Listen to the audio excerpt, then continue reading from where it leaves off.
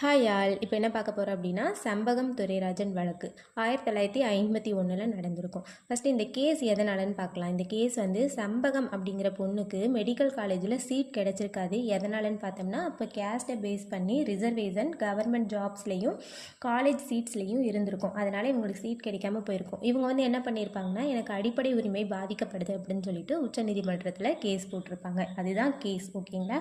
இந்த கேஸ் தான் வந்து இந்த செம்பகம் துரைராஜன் வழக்கு தான் ஃபஸ்ட்டு சுப்ரீம் கோர்ட்டுக்கு வந்த ரிசர்வேஷன் தொடர்பான வழக்கு. இதுதான் வந்து ஃபஸ்ட்டு கேஸ். ஓகேங்களா? இந்த கேஸ் வந்து லோக்சபா உருவாகிறதுக்கு முன்னாடியே ஏற்படுத்தப்பட்ட வழக்குன்னு சொல்லுவாங்க. ஓகேங்களா? அதே மாதிரியே கான்ஃப்ளிக்ட் பெட்வீன், அதாவது ஃபண்டமெண்டல் ரைட்ஸ்க்கும் டிபிஎஸ்பிக்கும் இடையில ஏற்பட்ட முரண்பாடு காரணமாக ஃபஸ்ட் டைமாக உச்சநீதிமன்றத்துக்கு வந்த முதல் வழக்கும் இதுதான். ஓகே, இப்போ ஆர்டிகல்ஸ் பார்க்கலாம். இதில் வந்து செம்பகம் வந்து என்னென்ன ஆர்டிக்கல் வந்து பாதிக்கப்படுதுன்னு சொல்லியிருப்பாங்கன்னா, ஆர்டிகல் 15, 16ல் 2. அதாவது ஆர்டிகல் 15 வந்து என்னென்னா, மதம், நிறம், இனம், பாலினம், பிறப்பிடம் அடிப்படையில் கல்வி நிறுவனத்தில் பாகுபடுத்தக்கூடாதுன்னு சொல்லியிருப்பாங்க.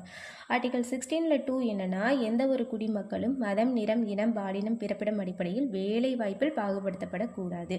இதே ஆனால் இந்த ரிசர்வேஷன் எதனால் கொடுத்துருப்பாங்கன்னு பார்த்தோம்னா, டிபிஎஸ்பியில் ஆர்டிகல் 46 ஒன்று இருக்கும். அது என்னன்னு பார்த்தோம்னா, மத்திய அரசோ மாநில அரசோ பொருளாதார அடிப்படையில் பின்தங்கி இருக்கும் பட்டியலின மக்களின் சமூக நீதியை மேம்படுத்தும் போக்கில் ரிசர்வேஷன் கொடுக்கலாம் அப்படின்னு இருந்திருக்கும். ஓகேங்களா? அதனால் அதை பேஸ் பண்ணி ரிசர்வேஷன் கொடுத்துருப்பாங்க. இப்போ ஃபண்டமெண்டல் ரைட்ஸ்லையும் இப்படி இருக்குது இல்லைங்களா? ரெண்டுலேயுமே வந்துட்டு இந்த மாதிரி இருக்கிறதுனால இது ஒரு முரண்பாடாக இருக்கும். இதில் எது வந்து இப்போது கொஞ்சம் நல்லா இப்போ இதில் எதை வந்து நம்ம வந்து கடைபிடிக்கணும் அப்படிங்கிற மாதிரி ஒரு ப்ராப்ளம் வந்திருக்கும். அதுதான் இதுக்கு இதனால் இது ரெண்டுக்கும் இடையில ஏற்பட்ட முரண்பாடு தொடர்பாக உச்சநீதிமன்றத்திற்கு வந்த வழக்கு அப்படின்னு சொல்கிறாங்க. ஓகேங்களா?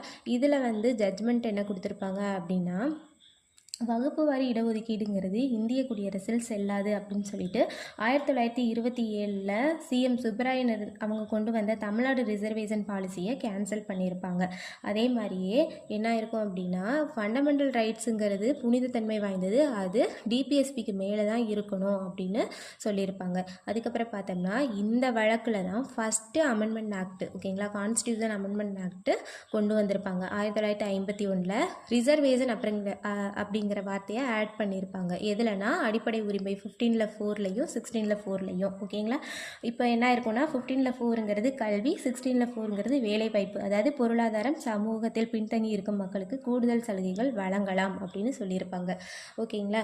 இந்த கண்டென்ட் வந்து உங்களுக்கு யூஸ்ஃபுல்லாக இருந்திருக்கும் அப்படின்னு நினைக்கிறேன். இது மாதிரி நிறைய கண்டென்ட் பார்க்க என்னோட இந்த சேனலை சப்ஸ்கிரைப் பண்ணுங்கள். தேங்க்யூ.